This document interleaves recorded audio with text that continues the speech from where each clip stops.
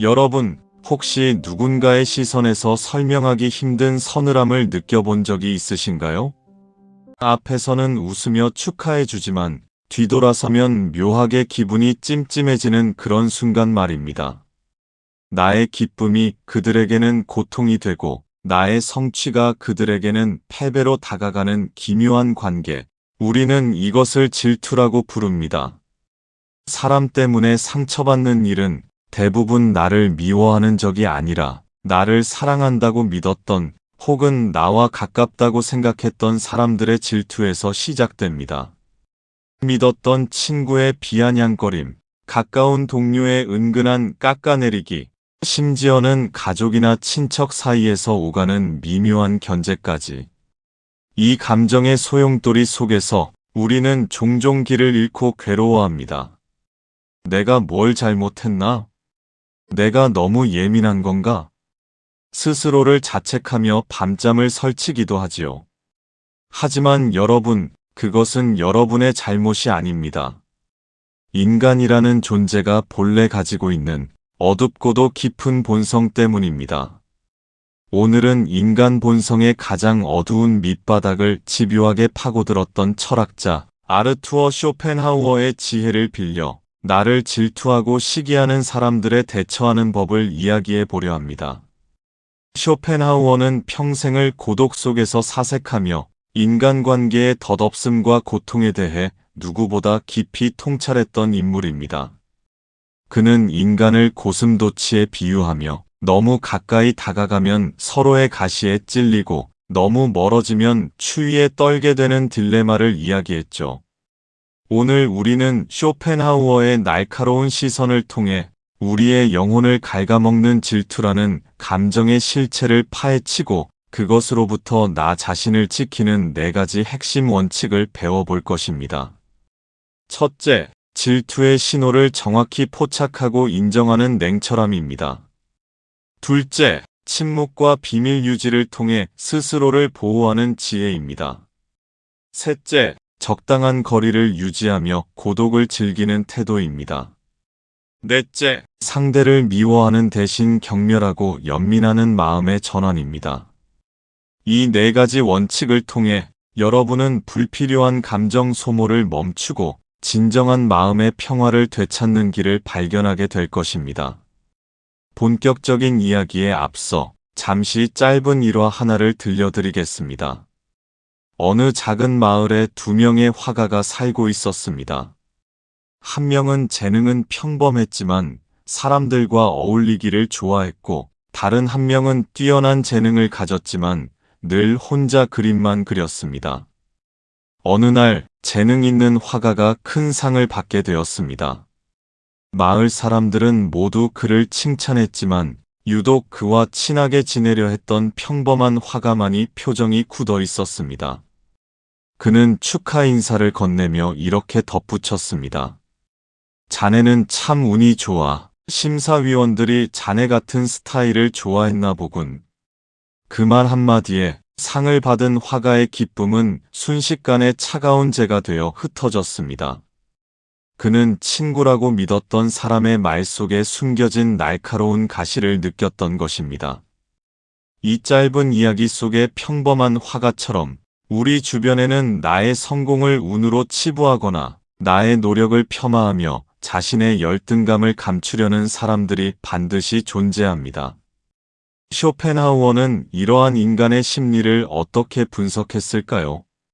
그리고 우리는 그들에게 어떻게 대처해야 할까요? 지금부터 쇼펜하우어와 함께 인간관계의 본질을 꿰뚫는 지혜의 여정을 시작해 보겠습니다. 첫 번째 원칙은 질투의 신호를 정확히 포착하고 그것이 인간의 본성임을 냉철하게 인정하라는 것입니다. 여러분 주변을 한번 떠올려 보십시오. 혹시 이런 사람이 있지 않나요? 평소에는 별 문제 없이 지내다가도 여러분이 좋은 일이 생겼을 때만 유독 반응이 미지근한 사람 말입니다. 여러분이 승진을 하거나 좋은 집으로 이사를 가거나 혹은 자녀가 좋은 대학에 합격했을 때 그들은 축하해라고 말은 하지만 그 목소리에는 영혼이 없고 눈빛은 어딘가 공허하거나 차갑습니다. 그리고는 꼭 사족을 붙입니다. 그런데 거기 일이 엄청 힘들다던데 괜찮겠어? 요즘 집값이 떨어지는 추세라던데 꼭 지금 샀어야 했나? 마치 여러분의 행복을 걱정하는 척하면서 교묘하게 불안감을 심어주고 기분을 망치려 듭니다. 이것이 바로 전형적인 질투의 신호입니다. 쇼펜하우어는 인간의 본성 밑바닥에 깔린 이 추악한 감정을 적나라하게 지적했습니다. 쇼펜하우어는 이렇게 말했습니다. 인간은 자신의 불행을 위로받기 위해 타인의 불행을 필요로 한다. 정말 섬뜩한 통찰이 아닐 수 없습니다. 우리는 흔히 인간이 선하다고 믿고 싶어 하지만 쇼펜하우어는 인간의 이기심과 악한 본성을 직시했습니다. 그에 따르면 질투는 인간이 가진 가장 자연스럽지만 동시에 가장 파괴적인 감정입니다. 나보다 더 가진 사람, 나보다 더 행복해 보이는 사람을 보면 자신의 처지가 더욱 비참하게 느껴지고 그 고통을 줄이기 위해 상대방을 깎아내리려는 본능이 발동한다는 것입니다. 일상의 사례를 조금 더 구체적으로 들여다보겠습니다. 오랜만에 만난 동창회 자리입니다. 김민준 씨는 최근 사업이 번창하여 큰 성공을 거두었습니다. 친구들은 처음에는 환호하며 축하해 주었지만 술자리가 길어질수록 분위기가 묘하게 흘러갑니다. 한 친구가 이렇게 말합니다. 야, 민준이 옛날에 학교 다닐 때는 진짜 별 볼 일 없었는데 사람 일 참 모른다니까? 그때 너 선생님한테 매일 혼나던 거 기억나냐? 얼핏 보면 학창 시절의 추억을 이야기하는 것 같지만 사실은 김민준 씨의 현재 성공을 과거에 부족했던 모습으로 덮어버리려는 시도입니다. 너는 원래 별거 없는 놈이었어라는 메시지를 은연중에 던짐으로써 자신들이 느끼는 열등감을 해소하려는 것이지요. 이런 상황에서 대부분의 착한 사람들은 당황합니다. 내가 잘난 척을 했나? 내가 분위기를 못 맞췄나? 하며 스스로를 검열하고 위축됩니다. 하지만 쇼펜하우어는 단호하게 말합니다. 그것은 여러분의 탓이 아닙니다. 그저 그들이 자신의 고통을 감당하지 못해 발버둥 치는 것일 뿐입니다. 쇼펜하우어는 또 이렇게 말했습니다. 질투는 인간에게 자연스러운 것이나 그럼에도 불구하고 악덕이다. 그리고 남의 불행을 보고 기뻐하는 것은 악마적인 것이다. 질투하는 사람은 여러분이 실패하기를, 넘어지기를 간절히 바랍니다. 여러분이 불행해져야만 비로소 그들은 안도감을 느끼고 자신의 삶이 괜찮다고 착각할 수 있기 때문입니다. 그렇다면 우리는 어떻게 해야 할까요? 첫 번째 단계는 인정입니다. 저 사람은 나를 질투하고 있구나. 저 말은 나를 걱정해서 하는 말이 아니라 자신의 열등감을 감추기 위한 공격이구나. 이렇게 상황을 객관적으로 인지하는 것만으로도 여러분은 감정의 소용돌이에 휘말리지 않을 수 있습니다. 상대의 말에 일일이 반응하거나 해명하려 들지 마십시오. 그들이 원하는 것은 여러분이 당황하고 기분 나빠하는 모습입니다.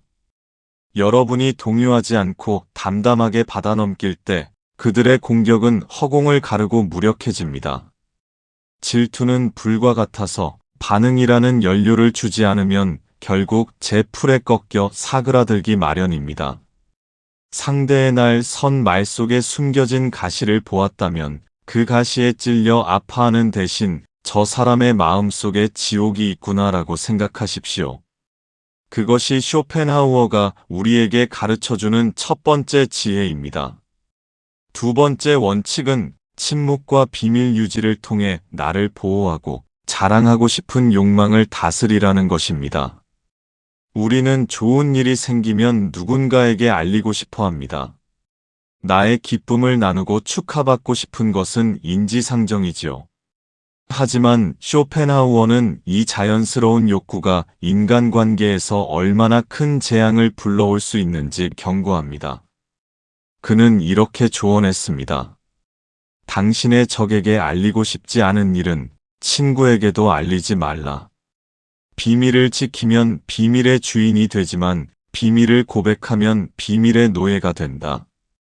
이 말은 단순히 비밀을 지키라는 뜻을 넘어 나의 사생활과 내면을 타인에게 너무 많이 드러내지 말라는 깊은 뜻을 담고 있습니다.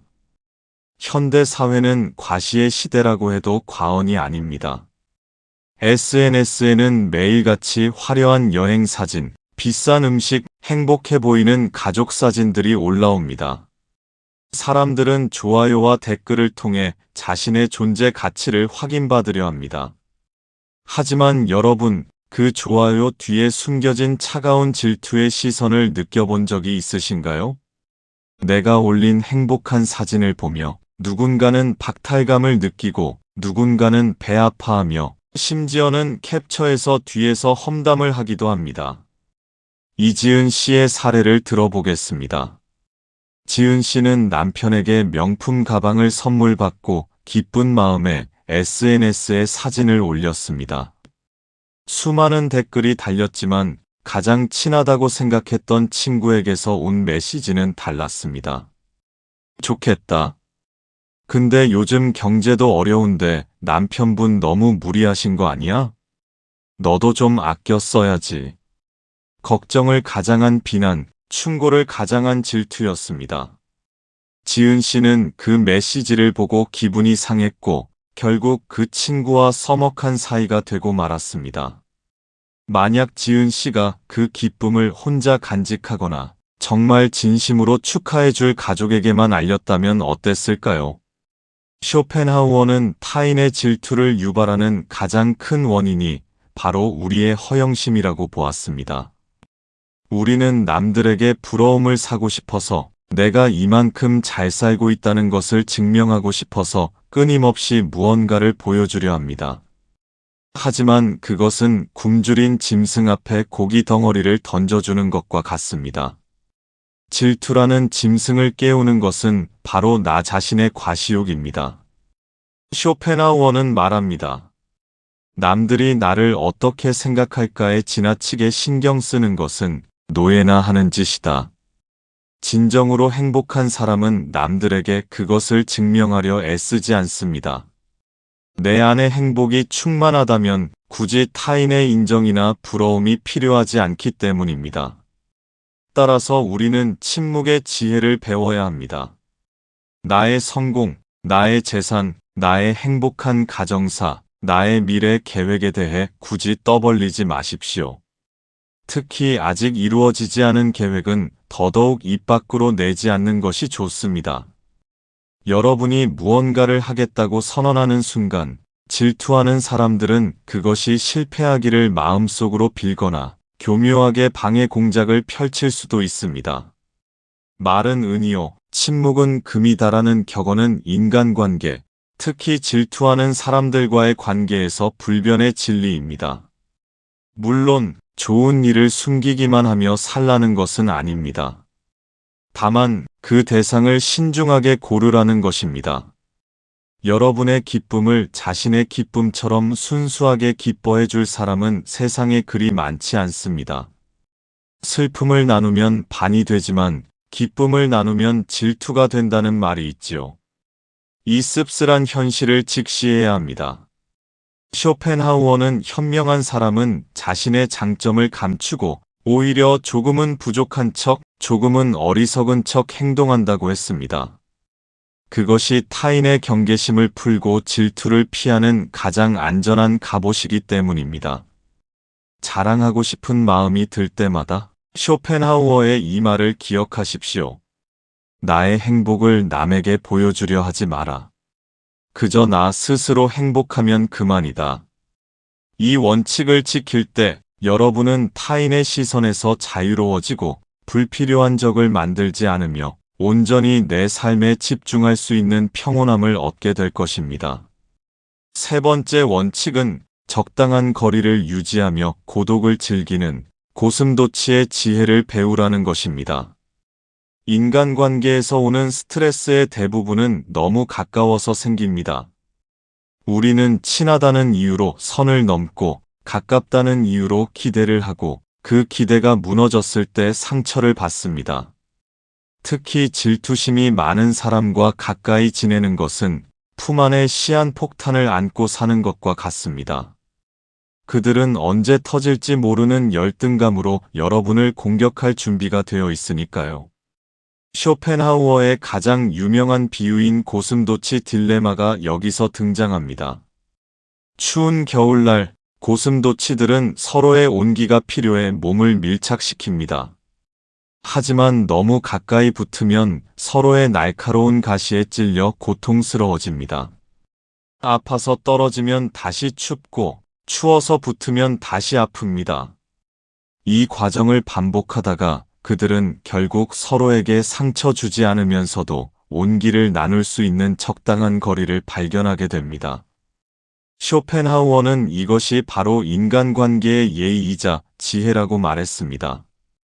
여러분 주변에 자꾸만 선을 넘는 사람이 있나요? 나의 사생활에 대해 꼬치꼬치 캐묻거나 나의 결정에 대해 왈가왈부하며 통제하려 드는 사람 말입니다. 박영수 씨는 직장 상사 때문에 골머리를 앓고 있었습니다. 상사는 업무 시간이 끝난 뒤에도 개인적인 연락을 해오고 주말에 뭐 했는지, 누구를 만났는지 끊임없이 물어봤습니다. 그리고 영수 씨가 친구들과 즐거운 시간을 보냈다고 하면 자네는 참 팔자도 좋아. 나는 집안일 하느라 죽는 줄 알았는데 라며 비꼬았습니다. 영수 씨는 상사와의 관계를 좋게 유지하고 싶어서 매번 웃으며 받아주었지만 속은 점점 골마갔습니다. 이럴 때 필요한 것이 바로 정중한 무관심과 물리적, 심리적 거리두기입니다. 쇼펜하우어는 말했습니다. 야만인일수록 서로 엉겨붙어 지내기를 좋아한다. 지적으로 뛰어난 사람일수록 고독을 사랑하며 타인과의 거리를 둔다.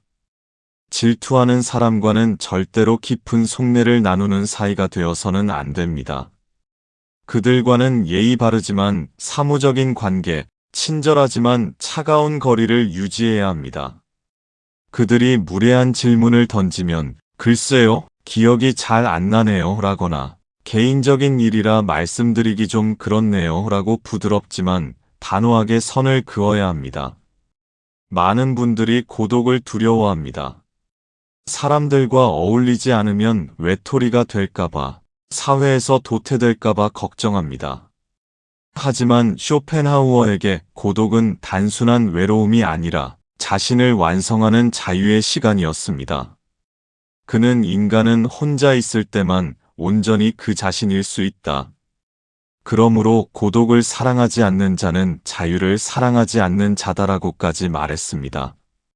질투하는 사람들, 에너지를 뺏어가는 사람들 틈바구니에서 시달리느니 차라리 혼자만의 시간을 가지며 책을 읽고 사색하고 내면의 힘을 기르는 것이 100번 낫다는 것입니다. 혼자 있는 시간을 두려워하지 마십시오. 그 시간은 여러분이 타인의 시선과 평가로부터 해방되는 시간이며 오롯이 나 자신에게 집중할 수 있는 축복의 시간입니다. 질투하는 사람들이 여러분을 험담하고 따돌린다고 해도 개의치 마십시오. 어차피 그들은 여러분이 없어도 누군가를 씹고 뜯어야 직성이 풀리는 사람들입니다. 여러분이 그 무리에서 빠져나오는 순간 여러분은 더 이상 그들의 먹잇감이 아닙니다. 오히려 그들보다 한 단계 높은 곳에서 고고하게 자신의 길을 가는 존재가 되는 것입니다. 나무를 보십시오. 큰 나무일수록 주변의 다른 나무들과 거리를 두고 홀로 서 있습니다. 그래야 뿌리를 깊게 내리고 가지를 넓게 뻗어 햇빛을 온전히 받을 수 있기 때문입니다. 빽빽하게 엉겨붙은 잡목숲에서는 어떤 나무도 거목으로 자라지 못합니다. 여러분도 거목이 되고 싶다면 잡목들과 엉겨붙어 서로를 찌르고 상처내는 일을 멈추어야 합니다. 스스로 고독을 선택하고 그 안에서 단단해지십시오. 이것이 질투하는 사람들로부터 나를 지키고 성장시키는 세 번째 지혜입니다. 네 번째 원칙은 상대를 미워하는 대신 그저 불쌍히 여기고 경멸하는 마음의 전환을 이루라는 것입니다. 질투하는 사람에게 당했을 때 가장 먼저 드는 감정은 분노입니다. 어떻게 나한테 이럴 수 있지? 내가 저한테 해준 게 얼만데. 억울하고 화가 나서 밤잠을 설치고 어떻게 하면 복수할 수 있을까 고민하기도 합니다. 하지만 여러분, 분노는 나 자신을 태우는 불길과 같습니다. 상대를 미워하는 동안 가장 큰 피해를 보는 것은 결국 내 마음과 내 건강입니다. 쇼펜하우어는 이러한 감정 소모가 얼마나 부질없는 것인지 잘 알고 있었습니다. 그는 우리에게 아주 파격적인 제안을 합니다. 상대를 인간 대 인간으로 대우하며 분노하지 말고 마치 길가에 있는 돌멩이나 찢어대는 개처럼 혹은 자연현상처럼 바라보라는 것입니다. 쇼펜하우어는 말했습니다. 어떤 사람이 세상에 대해 보여주는 모습은 그 사람의 의지가 겉으로 드러난 것일 뿐이다. 그가 그런 행동을 하는 것은 그가 그런 존재이기 때문이다. 우리가 비를 맞는다고 비에게 화를 내지 않듯 타인의 어리석음과 악의에 대해 화를 내는 것은 무의미하다. 이것은 상대를 무시하라는 뜻이 아니라 상대의 본성을 있는 그대로 자연현상처럼 받아들이라는 뜻입니다. 질투하는 사람은 원래 그런 사람인 것입니다. 그 사람의 그릇이 그 정도밖에 안 되는 것이고 그의 영혼이 그만큼 병들어 있는 것입니다. 그런 사람에게 화를 내는 것은 마치 개가 짖는다고 같이 엎드려 짖는 것과 무엇이 다르겠습니까? 더 나아가 쇼펜하우어는 그들을 연민의 눈으로 바라보라고 권합니다. 질투는 스스로를 갉아먹는 고통입니다. 남이 잘 되는 꼴을 못 봐서 속이 뒤집어지고 하루 종일 남을 깎아내릴 생각만 하느라 자신의 인생을 낭비하는 그들의 삶을 한번 상상해 보십시오. 얼마나 불행하고 피폐합니까? 그들은 지옥 속에 살고 있는 것입니다.